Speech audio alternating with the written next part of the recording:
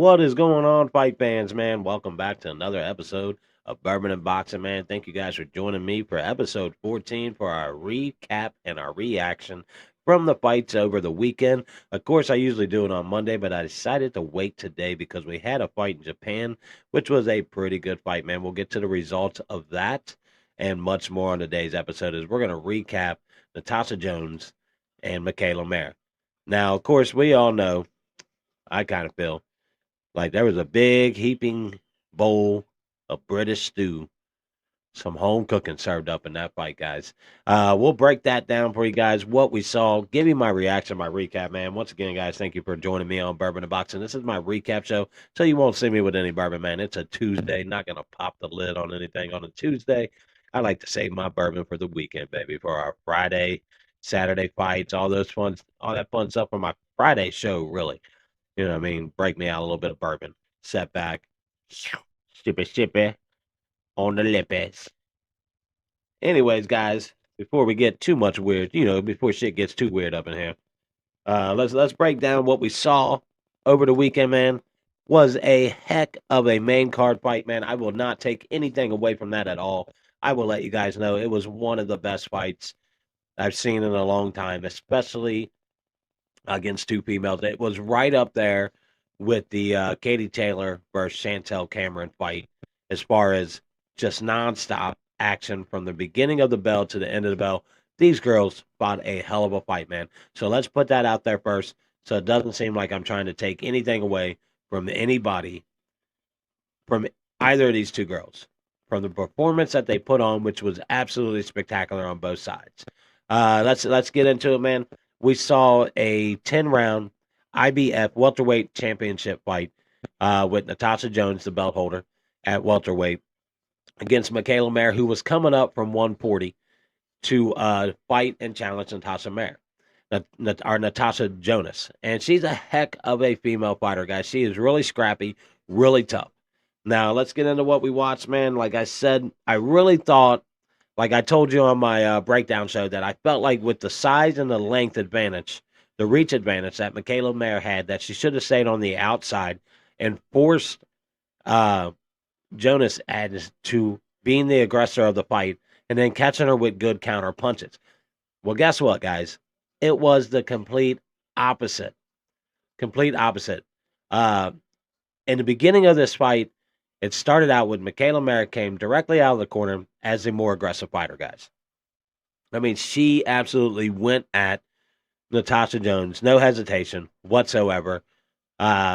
Really seemed to be over aggressive, in my opinion, because she was doing the exact opposite of what I thought she should do, which was automatically establish that jab, that distance, and then once she was able to do that, kind of stagnate Jonas, and then start to attack her in the later rounds, where I thought she could have maybe wore down for making her chase her around the ring a little bit, and get on the bike, go backwards a little bit, whatever, utilize that jab, that step back jab, and then catch Natasha Jonas with a big counter. That's what I figured that Mayer, that's kind of game plan I thought she should have did. And she went complete opposite, guys. She went in there super over aggressive, I thought, especially in the beginning of the rounds, the way she fought. Now, this type of fighting, it helped her in the later rounds wear Jonas down because the size, wearing and tearing on Jonas, where, okay, let's break it down for you because this fight was a little controversial, guys. I thought it, like I said, it was a heck of a fight, and I don't take anything away from either of these women. But I felt like the early rounds were enough to pretty much split. The first 4 rounds could have been easily split. Fifth round would have been, to me, a split round between both girls. The 6th round I would have given to Jonas. The 7th round I could have I would have given it to Mayer. Of course, the 8th round was another tough round for both girls. I would have edged Michaela just a little bit with the power shots that she was landing, and it looked like Jonas was being kind of wearing down a little bit. The 9th and 10th round, Michaela Mayer absolutely dominated the fight. Now, I know you don't want to fight with 2 rounds, guys. I know that. I know 2 good rounds, 9 and 10, that's not going to win you that fight. Now, I felt like what was going on early in the fight was Natasha Jones was doing a hell of a job of landing solid counters on Michaela Mayer. But Mayer was making it easy, man. She wasn't giving any flinches. She wasn't, feints or anything like that. She was going directly in. And at one point, she kind of got predictable, in my opinion, to where she kept going in with that overhand right, trying to set. And she was lunging at times against and Natasha Jonas is a pretty good on her feet. She moves really well. That's what she impressed me most with this fight. But she also stood her ground and kind of waited, and she countered absolutely beautiful early in this fight. And she continued throughout the fights. It's not like even in the later rounds that I was giving Mayer the later rounds. Natasha Jones was still very active. Both of these girls were extremely, extremely active in the ring. Both throwing nonstop punches, but I thought Michaela was the more busier fighter. She was landing the better power punches on Jonas, and she took over to me in the rounds that matter the most, the later rounds, where I saw Jonas kind of wearing down a little bit around the 7th, 8th, 9th round. She starts to wear down a little bit. And that's where I see Mayer, started to take over the fight. And this wasn't 7th, 8th, 9th, 10th round that she just took over. I thought, like I said, you could have split the first even in the early rounds where I thought she was getting caught with a lot of counters. She was still landing incredible punches on Jonas. And I would have given her at least in the, split the first first 4 rounds. I could have went 2-2, 2 to Jones, 2 on Mayer. And then the 5th round I thought was a split round, 6th round going to Jones, 7th round to Michaela Mayer, 8th round possible split round. All right, and then I had the 9th and 10th round going to Mayer, which I thought would have gave her the fight. Not just off those 2 rounds, but from the rest of the rounds too. Okay, so man, to me, it was over in Britain. I said it from the beginning, and my daughter thought I was crazy because I'm yelling, you got to knock her out, and this is going into the 9th round where she starts to kind of wear Jonas down. You see that she's getting hit with heavy punches. She's continuing to clinch. That was something else that I noticed in this fight that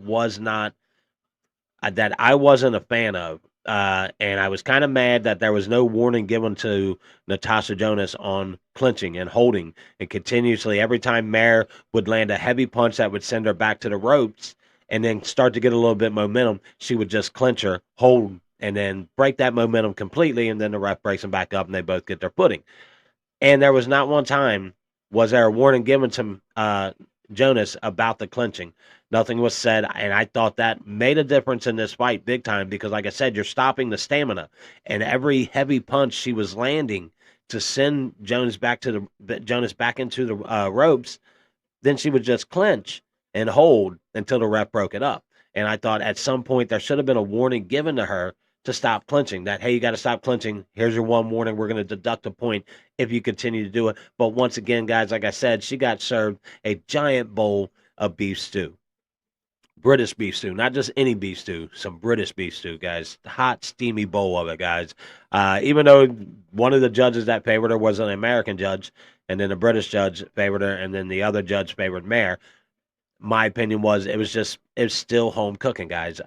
She was at home. There's no way they were going to give Mayer that decision. I said it going into the 7th and 8th round. I said, you got to knock her out or at least knock her down to get ahead in this fight and be able to do where they couldn't rip you off, and they'll rip you off regardless of boxing. But to the point to where it would have been more of a controversial win if they would have chose Jonas if she would have got knocked down, and she was plenty close to getting knocked down, and she definitely was hurt more. If you look at the punch count in this fight, Mayer out punched her. She threw 181 more punches than Jonas did, but she only landed 24 more. So, but that was Jonas sitting in the pocket and anticipating the over the top coming in the way Mayer was coming in, right? So she knew at some point it became predictable until Mayer started to throw the combinations around the 4th and 5th round. She started adding these body shots and combinations that were, throwing Jonas off a little bit, but she was still getting caught with the counters. I will say that Jonas was doing great with the footwork, standing in the pocket and delivering good punches, good counter punches on Michaela Mayer. Like I said, Mayer made it kind of easy, being so predictable. No feints, not really trying to confuse her opponent much, just attacking because she knew she was the bigger person or the bigger fighter. So I think in her mind, after taking a couple punches from Jonas, which she got hit with a couple good, solid punches, she knew she could take her punch. That changed the whole game for Mare, and it kind of made it sloppy for her, in my opinion. And that's what, instead of going in, backing up a little bit and being more calculated, and then just outboxing Jonas, she got sloppy, and she overdid it a little with the aggression, which I get that might turn off uh some of the judges and how they scored a fight, but I mean, I saw a more active fighter who not only threw more punches, landed more punches, and landed more power punches on the power punching fighter. Jonas being the more known for her power, and Mayer outlanded her 27 more power punches uh, to Jonas. That's how much more. She threw 181 more punches. She landed 24 more punches than Jonas did overall. And she landed 27 more power punches than Jonas did. And 34 of those were in the ninth and 10th round. 34 of her power punches were in the ninth and 10th round, guys. That's how dominant she was in those last two rounds that I thought was enough to give her that fight. Not from just two rounds, but what she did early in the fight, what she did midway in the fight, and how she ended the fight. All right. She was never, there's no way anybody can convince me that Mare was up so far early in the rounds that there was no chance for Michaela to come back in this fight. And what she did in the latter part of the fight means absolutely nothing, because she's not like she was getting her ass kicked in the early rounds of this fight. She was getting countered heavy, but she was throwing more punches, and the counters weren't even phasing her. And she was giving back heavier punches than what she was receiving from Jonas, in my opinion. So, like I said, it's not like she was getting her ass kicked in the early rounds, and that Jonas dominated the early rounds so much that there was no way that you could have, that it was just undeniable that she won. No, no way. It was home cooking all the way, in my opinion. Once again, boxing for you, man. And here's my question: when are the Brits gonna start coming to America? We're always going to Britain, where you got your crowd behind you, you got your judges behind you. When are you guys going to come over here to the U.S. and fight American fighters in the U.S.? That's what I want to see. I think you Brits are afraid to come over here. You're afraid to come over here to the U.S. Even though, here's what I'll tell you, even though our fans in the U.S. love to root against our own fighters, so you might come here like a Lee Wood. He performs one good time in the U.S., and he's going to have some fans here. And that's the sad part, is the Brits would probably come here, and we'd be like, oh, go.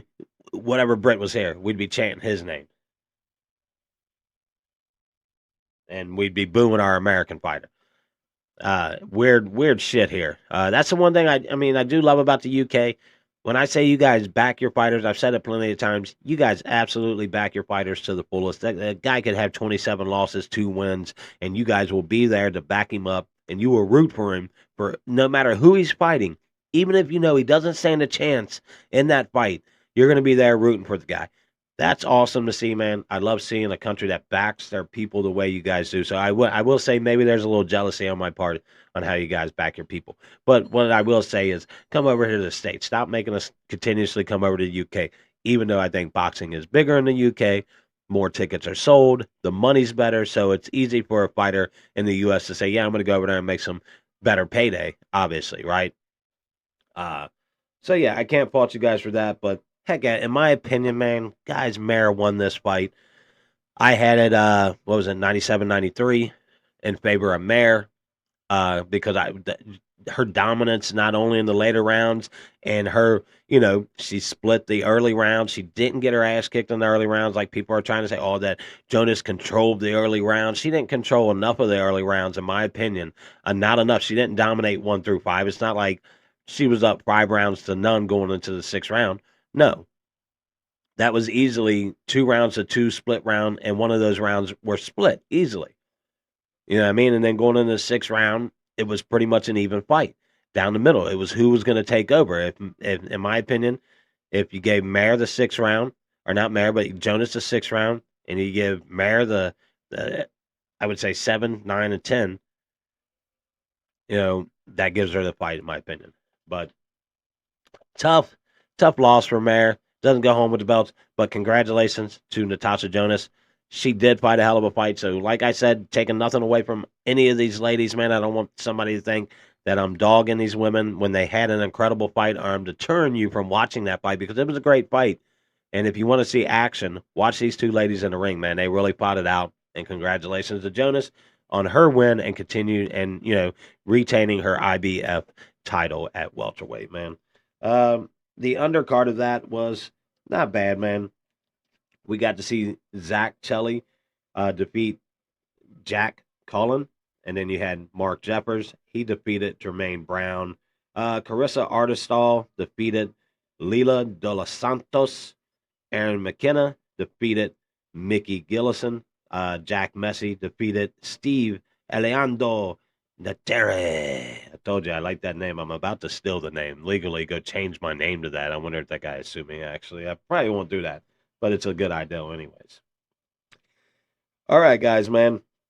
I wish I had a nice sip of bourbon right now before we jump into what we saw today at early. I heard it went on about 3 o'clock in the morning, according to the announcers that were the females. That I felt bad that ESPN. I guess the other announcers, most of the guys were like, I'm not getting up that early to do a fight in Japan. So they gave it to the ladies, who did a great job. Let me tell you guys, great job. Shout out to the ladies who did the announcing on the Japan fight today for the U.S. Great job, man. Love what you guys brought to the table. Really interesting to hear you guys talk about fighting. Of course, they're ex-fighters. They know their shit, man. They're no chumps. But of course, that fight happened super early in the morning over in Japan. About 3:45 a.m., which is nighttime over there here in the U.S. So I watched that when I got off work today around 3 o'clock, man. I caught that fight. I watched a little bit of the undercard, didn't pay a lot of attention to it. I was trying to get the show done, do my notes while kind of watching it. The undercard was okay. It wasn't super interesting. Most of the fights in Japan have really good undercards. So, you get some really entertaining fights. Not so much in this one. Undercard wasn't all that great. Let's see. But the main card, man, that was a heck of a fight. Much like the Jonas and Mayer fight, this fight was pretty much the same thing. These guys came out of the corner, just throwing from the beginning. We had a knockdown in the first round. Then we watched Kenshiro Teraji get knocked down in the third or fourth round, I think it was. He got knocked down. So we saw two knockdowns, both on each side, and both of these guys just banged it out. Of course, I thought Kenshiro Teraji was landing the bigger, better punches against Carlos Canizales. I knew the fucking name earlier. Excuse my language. I've practiced this name all fucking day. I've heard it pronounced, and then now it just goes brain dead to me. But anyways, man, this fight, man, it started out from round 1 all the way to the very end. It was a 12-round WBC and WBA junior flyweight title fight. Came down to a majority decision for the champ, of course, Kenshiro Teraji. He won the fight, continued to be retain both of his belts. Now, he's also talked about he wants to stay. He would like to stay in the flyweight division and put up a fight against Jonathan Bombo Rodriguez and unify that division. But for some reason, these two guys can't seem to come to terms on what they think, how they can get this fight going. It's fell apart in the past. I don't know if one guy doesn't want to come over to Japan. Maybe Bombo doesn't want to come over to Japan. He's denying that. And, of course, Kenshiro, we all know, has never fought outside of Japan. That's my issue with a lot of these Japan fighters, man. I think they got to start branching these guys out a little bit more, get them up in Canada, get them over here in the U.S., get them over in Britain. Space these fighters out because they seem to have a really good field of fighters over there in Japan. So now it's time to spread them out. Let them get their wings, test it out in the world. Over in Australia, great fights. Canada, great fights. U.S., great fights. UK, great fights. So, in my opinion, man, you got to start branching these guys out so we can get a little bit more attention to them, for one, and also see what their talent really is. Because some of these guys look really good, but, with it just always being in Japan, we just don't know how much is just favored towards them. The opponents, they're not really fighting top flight opponents. Of course, some of the guys are. This was a pretty good fight. Like I said, it was overall a great fight, very entertaining. But like we said, he wants to fight Jonathan Bambo Rodriguez. He wants to unify the division, stay at super flyweight, man. I like what I see with him, man, because he was taking some good, solid punches. He showed he had a chin. He was definitely getting tested today. Like I said, he took a knockdown in the fourth round. He got up, and he recovered really, really fast from that knockdown. And there was a couple other times he seemed to be in trouble, but he maintained himself and he recovered really well, and then continued to box really well. I thought he landed the more precise punches, and he stayed a little bit more active. But it was hard against a guy like Carlos, who he was bringing it, man. He was definitely bringing it. Hats off to both of these guys. A hell of a fight to watch on Tuesday. You can check that out on ESPN Plus. If you have it, check it out. Just go down to the boxing logo, click on the boxing glove, and it'll take you into the archives, man, and you can catch that fight, which is on the on-demand there. Uh, like I said, he wants to unify. Let's get into a little boxing news, man. Not a lot of boxing news, man. About to wrap the show up, guys. Like I said, this is my recap and reaction show. It's never really normally a long show, man. It's just me catching you guys up on what happened over the weekend, give you a little bit of boxing news, get you the boxing schedule, man, and tell you guys about my show coming up on Friday, of course. Let's jump into this boxing news, man. Looks like Richard Hitchens versus Lemos is a done deal. That's going to be announced for April 6th. Jordan Gill versus Zelfa Barrett is announced for April 13th. Dalton Smith versus Jose Zapata. That's going to be a hell of a one. I really like Dalton Smith, man. He's a young guy. If I'm correct, Dalton Smith's a kid that's with the UFC fighting Jose Zapata. Okay, okay. I get that because Zapata, if I'm correct, is he with ESPN? I have to double check on that because if he is, that makes sense because UFC works with ESPN really, really well. So I could see that being made. But Dalton Smith, young guy, I think Jose Cepeda is going to knock this kid's head off, though. Uh, Maybe he surprises me, but that's been announced for March 23rd. Also on that same card, the fight that I really like, man, is Sandy Ryan versus Terry Harper. That's an all-female fight. That's also March 23rd. I think that's on the same card, so it might be a co-main event there. Those fights, if I'm pretty sure. Maybe Dalton Smith is the kid on the zone, the young kid on the zone. Maybe he is. I don't know. I'm confused. Some of these fighters, man, there's a lot of them. But yeah, I like Sandy Ryan a lot. Big time fan of Sandy Ryan. After taking a loss, she's really come back and looked extremely good and made all the right moves and adjustments that she's needed to make. It's great to see somebody who takes a loss come back even stronger the way Sandy Ryan has. Big fan of Sandy Ryan out of the UK over there, guys. Uh, Tank Davis versus Frank Martin is rumored to be the first pay per view for Amazon Prime. Now, if that's true, I'm going to tell you guys right now, that's a hell of a way to kick off boxing on Prime, Amazon Prime Video. That would be a hell of a fight. I love both of these guys. Of course, I'm going to favor Davis with his power because Frank's a hell of a fighter, but he's not a power puncher the way Davis is. And I just think that's a hell of a fight. I tell everybody that, you know, because I said I thought Tank, if Loma and Cabosa, after they fight, you could possibly line up Tank and Loma and put all the belts out there for a unification fight. And I see Frank Martin similar to like a Loma. In my opinion, the way he moves and the way he pivots and his speed, and his combinations, I like him a lot. Great movement. I think that would be a hell of a fight between him and Tank Davis. A great fight to put on, and especially a great way for Prime Video to kick off boxing. Of course, that would be a pay per view, guys, because that's pretty much what I'm hearing. Kind of like Showtime. Any of the big fights are going to be on pay per view, and then we'll get other fights that aren't pay per view fights. But we may end up we'll get quite a bit. Hopefully, I'm very interested to see how Prime's going to kick this off. If they're just kind of going to delve headfirst into it, not knowing much about boxing, or if they're doing their homework right now and they're trying to set themselves up for success with boxing. That's what I'm hoping they're doing. I'm also hearing that Netflix is desperately wanting to get into the boxing game. Now I'm hearing for some reason.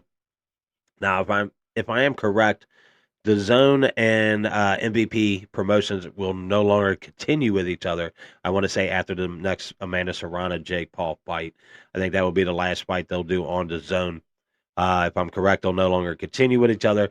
Now Netflix is in talks with MVP promotions, which sucks for them. I mean, you're going to get into the boxing game, and you're going to bring in YouTube as your introduction into boxing. To me, that sucks, man. If I had to issue a warning to Netflix about YouTube boxing, MVP promotions. I mean, if they're going to continue to sponsor Amanda Serrano and put real fights on, awesome. But I think you got to take the fucking Jake Paul fights off of that. Jake Paul, like I said, I think he's a great advocate for the sport of boxing. I think he's going to be a great promoter for boxing. You know, he's a smart young dude. But here's the fact: he's not a boxer. All this shit he's doing right now, and you can't convince me that half this shit isn't set up. It's all staged. I mean, with these YouTube guys, you don't know what to fucking believe, man. They're all a show. They're all about putting on a show, right? You think he's going to get into boxing and get his ass kicked? I mean, this is why he keeps fighting these other fighters, like these non-boxing style fighters. Uh, but the fact is, I just think it's all staged. I think you put the right amount of money up. I don't give a shit who they are. They're going to take a dive if they can make a big payday, especially half these people that he's fighting. They're already retired out of the sport of UFC or whatever they were in, basketball, whatever it was. And then, Nate, and now the Nate fight, I don't know, with the little dude that he knocked out, kind of shitty. That he was even fighting a guy that fucking small when he's like 6 foot something, and this guy's like 5'5", and you're gonna go fight a midget. And like, come on, that's messed up. But regardless of that, I don't really like him as a boxer. I think all his bullshit is staged. Uh, he's not really selling tickets. Um, the way he wants. Of course, when he puts fighters on there like Amanda Serrano and stuff like that, he's going to sell more tickets because of that. But then he continues to put himself as the headliner. I think Amanda Serrano is the headliner of this one, and he is the co-main event, which is good to see. Take a back seat. I think it's time for him to take a back seat in this boxing thing. I don't really see it developing. Promotion wise, awesome. Like I said, advocate for the sport. I love it. Bring attention to boxing. That's great. But just step away from it as a boxer. I don't agree with Jake as a boxer. And I just feel like it's staged, guys. Something's telling me that in 5 years we're gonna find out that all that shit was staged. That he paid all these guys to take a dive. Just take my word. This is episode 14. Look back on it on my podcast. 5 years from now, you're gonna go, hey, this fucking guy on Bourbon and Boxing, he told us that this shit was rigged. He said it. So look back. I just have a feeling in my gut that all that shit's rigged. Much like Hollywood in general. Just all fake, man. It's all fake. Uh all right, now next week we are going to at least get two main events going on. Both are actually on the Zone. One's and it's going to give you an all day event because one is in over in the UK, Liverpool, if I'm correct, and one is in Arizona, so over here in the U.S. So you're going to get an all day event of boxing. The first fight is going to be Lewis Crocker versus Jose Felix. That's going to be a pretty good fight. That's a main event. I don't know the undercard. We'll get more into that on Friday when I do my breakdown. I'll look more into the undercard of these fights. But you're also going to get Jaime Munguia, who I'm 50-50 on Jaime, man, versus John Ryder, who, I think that's going to be a good fight overall. I think Jaime Munguia takes that fight. I like Jaime a lot, man. I thought he was tested really well against Derbanchenko, who I think absolutely tested his jaw and his toughness, man. I think that was his toughest fight of his career. Now, do I think he should be fighting Canelo if he beats John Ryder, that he should get the right to fight Canelo? No, not at all. He doesn't have anything to offer in that fight. No reason Canelo should be fighting him. And then that gets me on to the Canelo trip again, which I don't really like to because it gets me fired up. But, he's out here saying that, he doesn't want to fight David Benavidez because he's too easy. He's too predictable. He'll beat him too easy. Number one, that's the lamest shit anybody could ever say about fighting somebody. I don't want to fight you because you're not on my level. I'll kick your ass up and down this ring. You know, oh, well, if that's the case, then fight him. Then fight him. But what I think it is I think he's chicken. Chicken, Holmes. He'll kick my ass, but still, I think it's a chicken ass move. He's going to go fight a Charlo who hasn't been in the ring in almost 2 years. He's fought one fight, Jose Benavidez. He looked decent, but I don't think he's ready to come in and fight a fucking guy like Canelo at 168 when he's just now going to the 168 division. I don't think he should have that fight, and I think that boxing needs to step in and say, okay, you can take the fight against Charlo, but we're taking all your fucking belts and we're going to put them all in limbo. And when you want to fight David Benavidez, we're going to bring all those belts down because your mandatory is David Benavidez, not Terrence fucking Crawford, not Charlo, not Jaime Munguia. Those are not your mandatories. David Benavidez is your mandatory to fight. So how can he just continue to skip over this kid? And the WBC, WBA, IBF, none of you motherfuckers are gonna do shit about it. Like I said, I can't talk Canelo without getting fired up because he's a cherry picking little fuck, is what he is. Trying to build his legacy, just cherry picking the fucking guys that he knows he can beat. He cherry picked John Ryder. He cherry picked Caleb Plant. He's cherry picked the fucking younger Charlo brother. He's gonna cherry pick the older Charlo brother. He's gonna cherry pick Jaime Munguia. These are all guys he knows he can fucking beat. He's not going to go fight a David Morrell that can kick his ass. And he's not going to go fight a David Benavidez that's going to kick his ass. If he, step up and fight the winner of Better Beeve and Bivol. Bet you Better Beeve whoops that ass. He won't step up and ever fight that guy. He'll step up and fight a Bivol because he knows Bivol doesn't have the power to knock him out.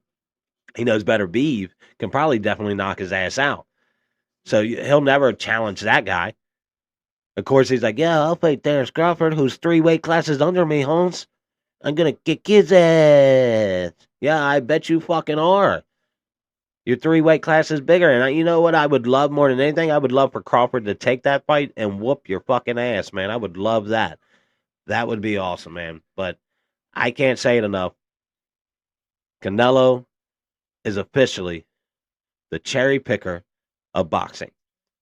Y'all remember that guy in basketball that used to cherry pick under the freaking rim while the rest of us ran down the freaking court hustling our ass off? You had that one slobby ass dude at the end who didn't feel like running with you, and he was just cherry picking. And then as soon as the other, you throw up a shot and miss it, his buddy grabs a rebound and launches it all the way down the end of the court to him, his cherry picking ass underneath the rim. That is Canelo Alvarez. Canelo Alvarez, you are the guy underneath the basketball rim who cherry picks. He doesn't want to run the court and takes easy buckets, man. Whatever, man, you built your legacy. You have the right to do whatever you want, but just know that it's not going unnoticed. Not in the boxing world, man. You can keep fighting all these cherry pick fights that you think is, oh, people want to see. I think people just need to get to the point, and I know the Mexican fan base is never going to turn their back on Canelo. But the fact is that the rest of us need to say, you know what, I don't want to watch you versus Charlo. I don't want to see that fight. I'm gonna lie, I'll tune in because Charlo is a professional boxer, man. He is. Maybe he gets his shit right. I don't think he's good enough to be a threat to Canelo Alvarez, in my opinion. I don't think he is. But that's like I'm saying, he's not going to fight anybody who's going to be a threat to beat him. He's not going to take one more loss on his record.